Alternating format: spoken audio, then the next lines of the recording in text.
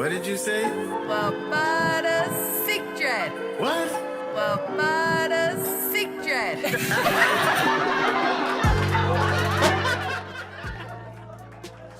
Testing 1 2 1 2 1 2. When Mudda is sick. Greetings and salutation. Welcome to another episode of When Mudda is Sick. Before I get into the topic for today, you see me in all my glory, Superman t-shirt underneath a Superman t-shirt. Hold on. Yeah, right there. This sort of gonna go in a little bit into what I'm gonna talk to today, but it's been a while. I think the last episode was watering, and that came out like 4 months ago. I'm really about to talk about, as I've always continued to say, about sometimes not being inspired, being burned out, not being motivated, having the life suck out of you. And this topic is sort of really going to get into that specifically. But before I start, if you want to sponsor this show or any other show on the Original People Network, feel free to slide in our DMs, Instagram, Facebook, Twitter, TikTok. I believe we have a Snapchat. Probably Threads. Or you can email us at theoriginalpeoplenetwork@gmail.com. And then, we can offer you our different rates because these shows and properties are gaining momentum as my personal profile sort of rises. And we ain't done yet for sure. But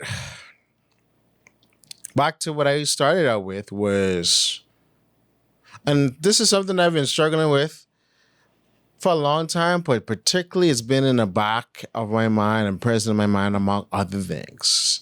I've been doing a lot of self-deconstruction and decompression over the last few weeks because I started feeling that same sort of depressed, tired, exhaustion, boredom feeling. I started feeling hopeless, started feeling at that end of, probably like the end of July going into August last year. And I've been a little bit more intentional with, as I'm realizing that I'm going through a new era in my life, I started to decompress, deconstruct, and a little bit mourn the one that I'm slowly losing. That transition, looking at the good times, looking at the bad times, looking at the things that I could have done better. Reminiscing on times where I didn't think I was going to make it out, whatever situation. The unbelievable moments, which were great, and you want to relive because you feel like you didn't wring enough from that moment or treasure that moment enough. So it's a whole lot of different things. I'm probably going to start journaling a lot more. And then you might hear an episode where, I go back into therapy and get some more hindsight over things. But actually, I've been, started doing the work just by journaling, using ChatGPT, sort of throwing ideas and coming back with some things. And it's been a very interesting journey. One thing in that journey that I'm realizing, and that's constant soul searching, whether it be, waking up in the morning, working out, reading your scripture, talking to God, is understanding that I am not the regular person. And when I'm saying I'm not the regular person, it's like I'm a very high performing person.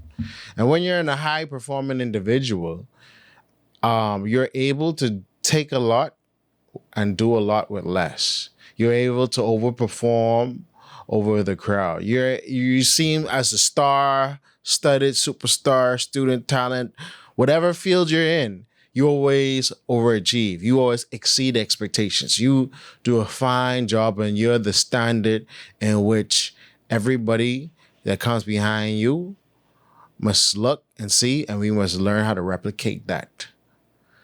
And even though it's good to be the standard bearer, there is a burden that comes with that. A burden of you always have to come and save the day when things are bad. You always have to take the boatload of the work. You always have to bear the weight of the world on your shoulders. And at first you might not complain, but in secret time there comes times where you're exhausted, where you can't bear no more, but because you've been put in this position and you're always want to please people and you don't want anything negative to be thought about you, or it never ever be thought of that you can't do something, you always continue just to push along as much as you can, even though you're breaking down inside. And through my observation and critique, there's a thing that I'm going to title this as. It's going to be called superhero syndrome. Everybody will put that S on their chest, and that's fine. But sometimes you want to take that off. And even when you take it off, it's still on your chest. And I ain't gonna take off this shirt because, this got to go on YouTube, but I can't flash her like that. But you learn for the moment where you could take the S, you could put down the cape. You could take the cape off. You could stop trying to be performative and heroic. But life, the people around you, the organizations that you're a part of won't let you. Even down into yourself. Your subconscious, your nervous system is so used to you high performing that it doesn't know how to work outside of those conditions. To the point where rest seems mythological, seems fantasy. The normal things don't entertain you anymore. It has to be something out of a storybook or a movie. And I, for one, I'm guilty of all of this. And I am weary and my soul is weary. I look at a lot of the things that I've done since 2017, since coming back home, because of that strive and that hunger. It made me want to find any kind of way to succeed. So I tried everything, whether it be starting my own production company, then shifting to, okay, let me get to something cultural and with Kool-Aid, and we made the Jungle trademark. Okay, that hit us in, boom, we're going to start podcasting because I'm going to beat everybody to the punch before it really, really blows up. All right, boom, did that. Pandemic happened. Okay, we going to make a whole skit channel with me and PG, with the Homie Heroes, and then we'll try to see if we can win some awards. That happened. Oh, people loving the cosplay stuff. I'm going to be a full-time cosplayer. I'm going to make Jesse Sama. Boom. And for me, I was constantly asked by, different people around me, friends, former lovers, when will enough be enough? And I never really could honestly answer that question because it was always in the back of my mind. But this is only scratching the surface. There's more that I can do. But there's so many roadblocks in the way I can't get quickly to it. So not only you have those thoughts, but then you're trying to not only prove, because you're already proven to yourself that you're great. It's just the task of proving to other people so they could look at you how you view yourself. Because no one really talks about that particular race. Like, yes, you're trying to find validation within yourself and you're trying to seek validation from others to affirm what you're doing. But there comes a point where you take it to even a next notch. You're trying to cement what you already have cemented in your mind that, hey, I say as this, and someone who already seen me can say the exact same thing. And that even takes a toll on yourself. Because now when you achieve to that point where everybody thinks of you, how you view yourself, they hold you to that standard, which isn't wrong. Accountability is great. But because they only have this image of you being high performing perfect, when they don't think you rest. They just think you're supposed to continue go and go and go. And because you haven't set the boundary of this isn't me every day 24/7, when you start to crack and not perform up to your standard, it's a problem. You see how that works? When Superman don't come to save the day, the world is in peril, but you was learning how to save the day before Superman ever came onto the scene.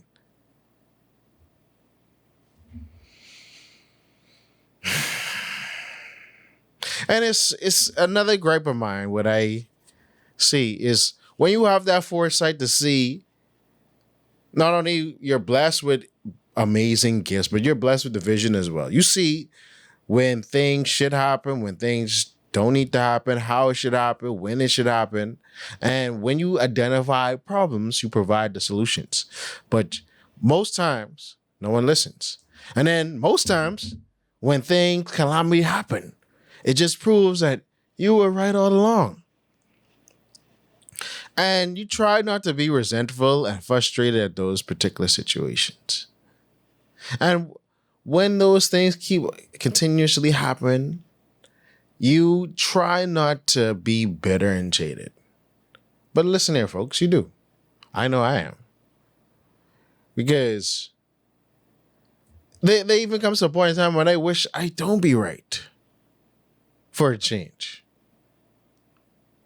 I wish when I say things and see things before they happen, I wish at one point in time I'd be a false prophet. But that hasn't really happened yet, unfortunately. Well, fortunately for me, it hasn't happened because, the success keep on coming. But unfortunately, I've been in a lot of situations where I provide wise insight. I provide wisdom, knowledge, and understanding. You get turned a blind eye to. You get ignored. And then exactly the same thing that you said happens. But it don't happen to where it is positive. It's like, okay, there's a situation, you warned everybody about it, and then it blows up in your face. And you're standing in the corner like I told you. The superhero syndrome. And I was like, I know in the eyes of every individual now, I cosplay a lot of superheroes. I cosplay villains too, and I'm feeling more I'm entering somewhat a quasi-anti-hero villain arc. But not for anything to go against anybody, just so there can be a break in the monotony. But I cosplay heroes. But I am not a hero. I don't have any superpowers. I don't have no magical items. Look at my mic sliding down. Pardon me. I'm not an alien from another planet. I don't have no morpher. I don't have no magical item that makes me transform into something. I have no special gene that once certain situations get activated, then I'm blessed by the gods. I did not descend from heaven as a demigod, and so I could do supernatural things. I am a regular person. I'm a regular person doing amazing things, but at the end of the day, I'm still a regular person. And I got limits. And I am at my limit. I'm at my wit's end with a lot of things. And I am putting the cape down. As you saw earlier, I took off the superhero suit. And yes, after I take it off, I still got that S on my chest. But I off duty. I had enough. Because it's unfair, and to you, those who are listening, it's unfair to you to always have to be in a performative fashion. Whether it be, you're a school child and you always have to perform for your parents, you have to perform for your family, spouse, co-workers, whoever, organizations, whatever. Being in a performative state of being 24/7 is not good for you, and it does not reveal the truest you. Because what are you without breaks and rest? And fully rested. And not having to take care of other people and their problems. Because that's another thing. Because you can save the day, You're often the confidant of other people, but who is your confidant? Everybody's leaning on you for strength, but who you can lean on? Now you can say you can lean on to your higher power, you know, to Jesus Christ, God. That's cool. But you can't have everybody leaning on you. You need to go lay down. You need to get away. Because if you're giving everybody your energy, what do you have left to give you? The superhero syndrome. And oftentimes in fiction, it is depicted that after saving everyone all the time, and sometimes it's being a thankless deed, a lot of heroes just get burnout. The myth of being a superhero traps you, which now you can't fail. And there's even burden in that. There's anxiety in that. How do I express my humanity? And sometimes, and I said this last year when it came to Man on the Moon and Interstellar, is that slowly but surely I'm losing a little bit of connection with my humanity. Especially when you be in situations a lot of times where you're operating on a higher frequency and everybody below you. I know that might sound crazy, but those who understand. If you're seeing the path to success and everybody just caught up in their own realities and their own delusions of grandeur, how are you supposed to cope in that space? They anchoring you down. You can't even grow. And that's how I feel on a consistent basis. That's why I tend to spend a lot of time alone in a space like this. Because it's more recharging for me to spend time in the back cave, in the cave, no, in the Fortress of Solitude. I guess mess up the name and I just finished watching the Superman movie. But to be in your thoughts and in your minds to just woosah away from everybody where no one can find you. To where only special people that aids you into your life's purpose in which you put on that cape initially for can find you and actually communicate with you in that space. And maybe it is just finding that space. If you struggle with the superhero syndrome, having that space to where you go woosah. But oftentimes in this rat race world where we always have to get it, we don't have time to just sit down, get lost in our thought, and nobody bother us.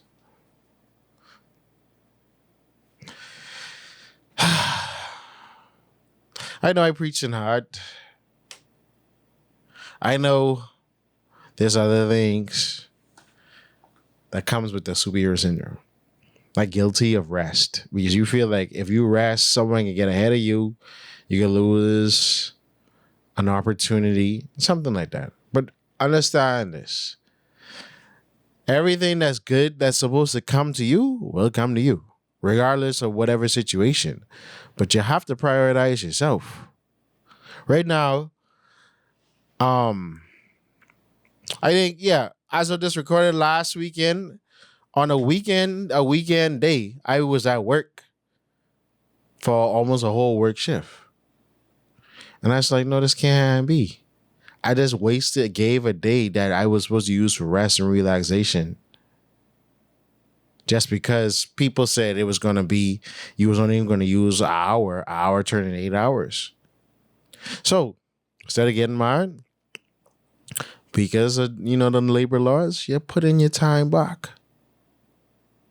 And you use that time to rest, not taking time off of one set of work to go do the next set of work. No. And as of this recording, I might put this out probably this week coming. After the release of Superman, and before I go to SuperCon, yeah. And I've been dying to really get it off my chest, like honestly, because and it's up to you. Because when you set your boundaries, it's up to you to let people know, but I can't do this. No. I've been saying no way more in my life in the last 2 to 3 years than ever before. Because burnout is a serious thing and it don't go away after 2 weeks of vacation. Actually, it takes years to erase. Sometimes change of environment is the only thing that can get you away from that space. And I can't change environments just yet. I have a little bit more work to do, and a lot of that work is already culminating. So stay tuned. I got more announcements to go. But guess what I can do these next couple weeks?